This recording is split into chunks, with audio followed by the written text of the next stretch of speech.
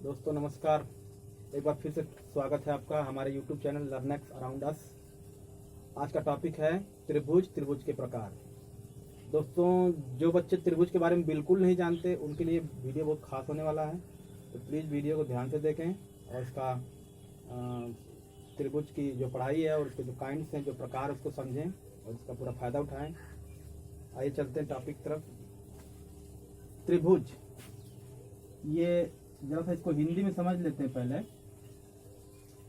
भुज का मतलब क्या है और त्रि का मतलब क्या है। देखिए, भुज का मतलब भुजा, भुजा मतलब जैसे ये लाइन है, रेखा है, ये भुजाएं, जैसे ये आपने खींच दिया तो ये रेखा भी है, लाइन भी है, ये किरण भी है, यही भुजा भी है। तो ये भुज, इस भुज शब्द जो है इसको सारगर्भित अर्थ प्रकट कर रहा है। और इस भुज शब्द में एक उपसर्ग आया हुआ है त्रि। त्रि जो है उपसर्ग है जिसका मतलब होता है तीन। और यहाँ पे अगर अंग्रेजी में देख लें तो ये एंगल, एंगल मतलब पीछे वीडियो में हमने बताया था, एंगल मीन्स कोण, जहाँ दो भुजाएं मिले। तो इसमें ट्राई लगा है, ट्राई मतलब तीन। तो इंग्लिश में भी आपको मिल गया तीन भुजाएं, या अगर एंगल के दृष्टिकोण से देखें, कोण के दृष्टिकोण से देखें तो तीन कोण, यानी वह आकार जिसमें तीन भुजाओं से घिराव हो, तीन भुजाएं उसको घेरती हो, तीन तरफ से वो बिल्कुल घिरा हो, उसे त्रिभुज कहेंगे। यानी जहां पे तीन कोण आपस में मिलते हैं उसे भी त्रिभुज कहेंगे। दोनों तरीके से समझेंगे। देखिए, एक भुजा, एक लाइन, एक रेखा हो गई, ये हो गई दूसरी रेखा, ये हो गई तीसरी रेखा। नाम भी लिख सकते हैं इसको बिना नाम से भी। रेखा AC, रेखा BC और रेखा AB, ये तीनों एक दूसरे तीसरे में एकदम जुड़े हुए हैं। यानी तीनों रेखाओं से ये जो आकृति है, इसके अंदर की ये जो आकृति है, ये जो आकृति बन गई, ये त्रिभुज है।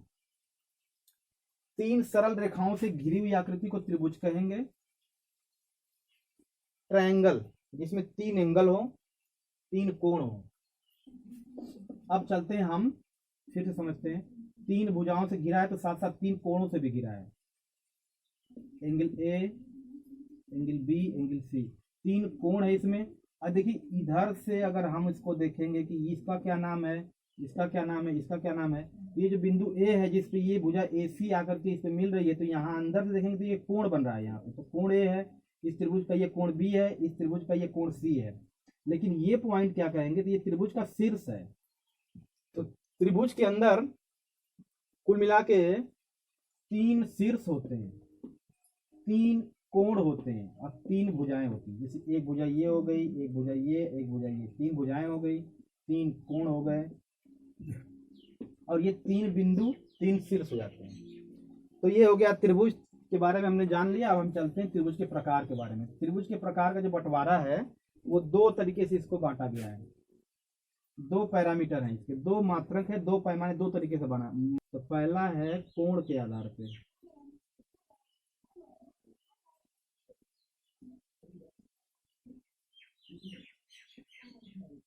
और दूसरा है भुजा के आधार पे।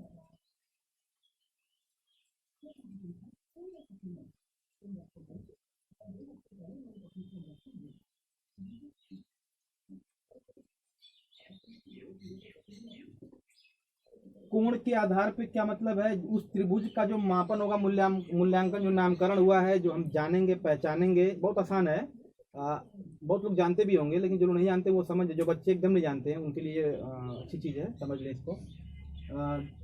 त्रिभुज को समझ लिए। त्रिभुज का जो बंटवारा है, कितने प्रकार के होते हैं, how many kind of triangle.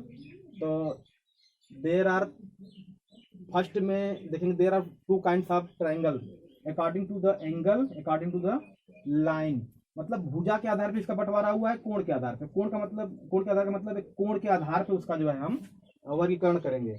और एक ये जो है भुजा के आधार पे।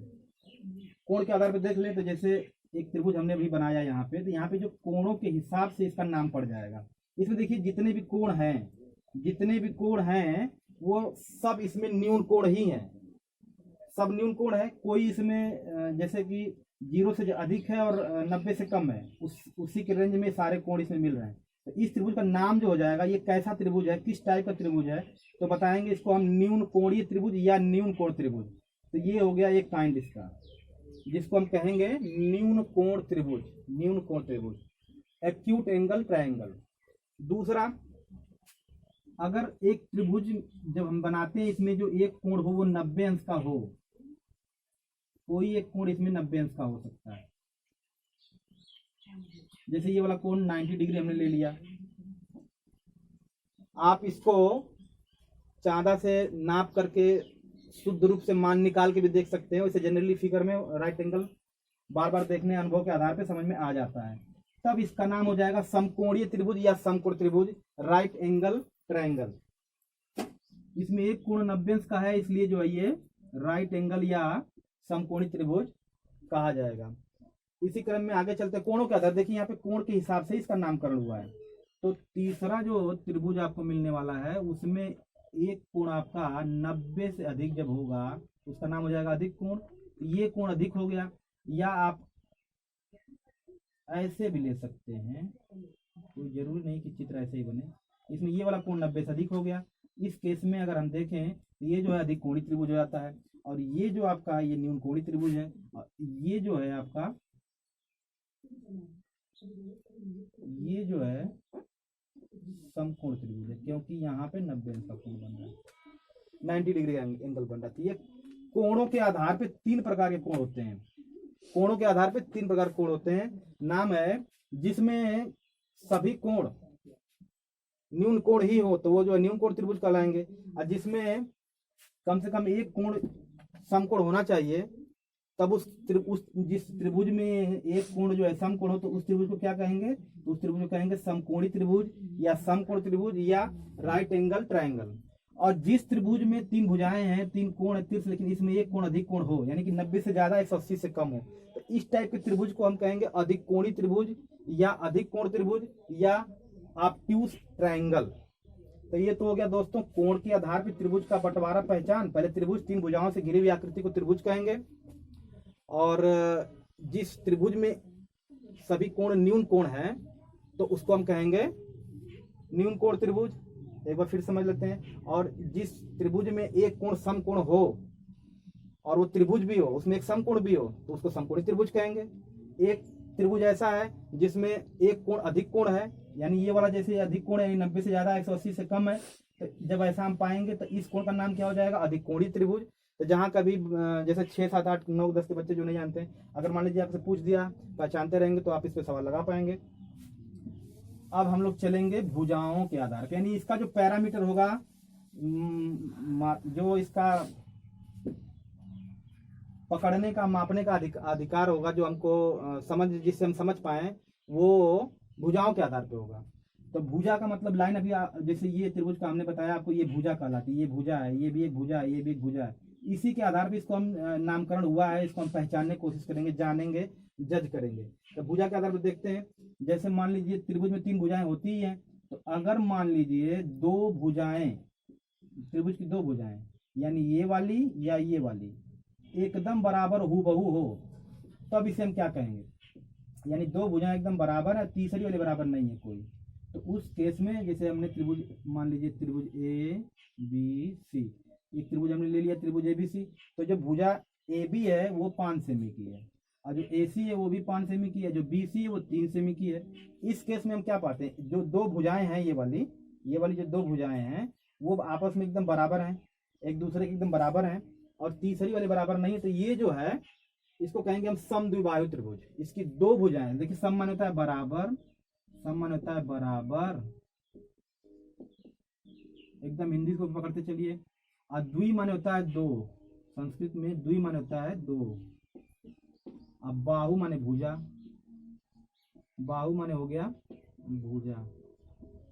तो जिसकी देखिए यहाँ पकड़िए, जिसकी 2 भुजा बराबर हो, यानी 2 भुजाएं जब बराबर हो तो इसका नाम हो जाता है समद्विबाहु त्रिभुज, यानी आइसोसेल्स ट्रायंगल। ये भुजाओं के आधार पर एक त्रिभुज हमने जान लिया, भुजा के पैरामीटर से, भुजा के आधार पे ही इसका जज होगा, नाम होगा, नामकरण होगा। अब हम चलते हैं एक और चित्र बना के देखते हैं ध्यान से।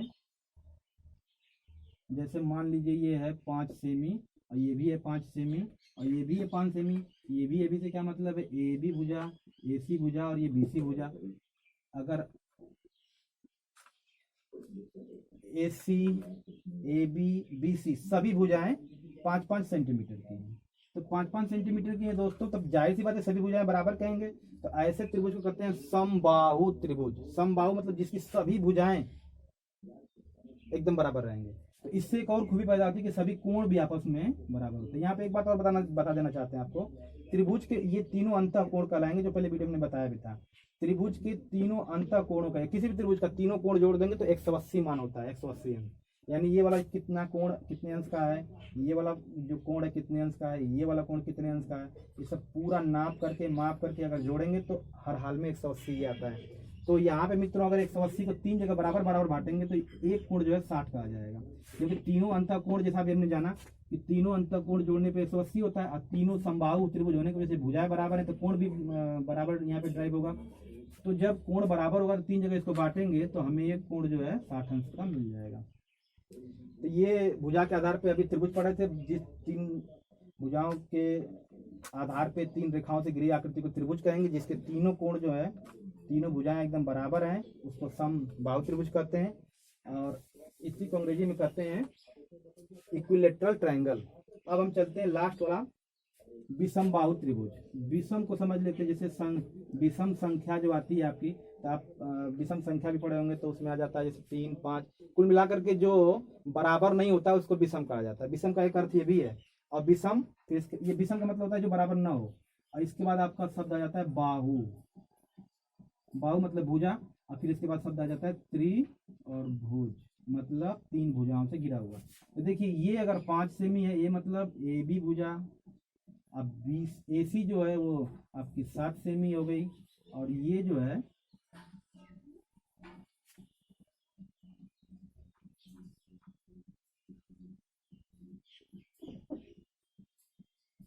ये जो है 5 की है, और ये जो है 9 की है, और ये जो है 7 की है, मान के चलिए। तो भुजा AB जिसकी लंबाई 5 सेंटीमीटर, भुजा AC जिसकी लंबाई 9 सेंटीमीटर, भुजा BC यहाँ से यहाँ तक 7 सेंटीमीटर। इसमें भी 3 कोण हैं, इसमें भी 3 भुजाएं हैं, 3 भुजाओं से घिरी हुई आकृति, इसलिए त्रिभुज है। यानी ये वाला काम पूरा हो गया। त्रि मतलब 3 और भुज मतलब भुजा, यानी त्रिभुज है। कैसा त्रिभुज है, तो इसमें जो बाहु है वो विषम होना चाहिए। तो विषम देखिए 9, 7, 5 आपस में बराबर नहीं है किसी भी तरीके से, तो कोण भी बराबर इनका नहीं होगा। तो ये हो गया आपका विषम बाहु त्रिभुज, स्केलेन ट्रायंगल, स्केलेन ट्रायंगल, विषम बाहु त्रिभुज। तो दोस्तों एक बार फिर समझ लेते हैं, जिन बच्चों को एकदम नहीं समझ में आया, मैंने पूरी कोशिश की, एकदम आसान भाषा में, बहुत आसान है। 3 भुजाओं से, 3 सरल रेखाओं से, 3 तरीके से, 3 तरह से उसको बढ़िया से सीधे सीधे रेखाओं से घेर देंगे, किसी भी 3 रेखाओं से, लेकिन सीधी होनी चाहिए, तब उसे त्रिभुज कहेंगे।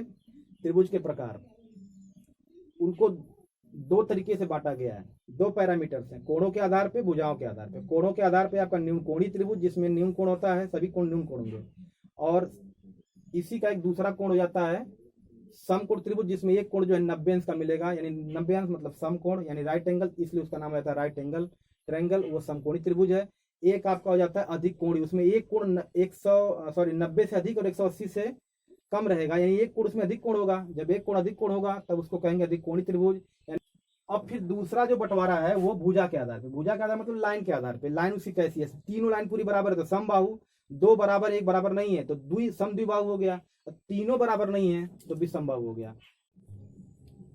तो आशा करते हैं दोस्तों कि ये वीडियो आपको कोण के बारे में जरूर कुछ न कुछ ज्ञान कराएगी। जो बच्चे एकदम नहीं जानते उनके लिए बहुत अच्छी वीडियो है।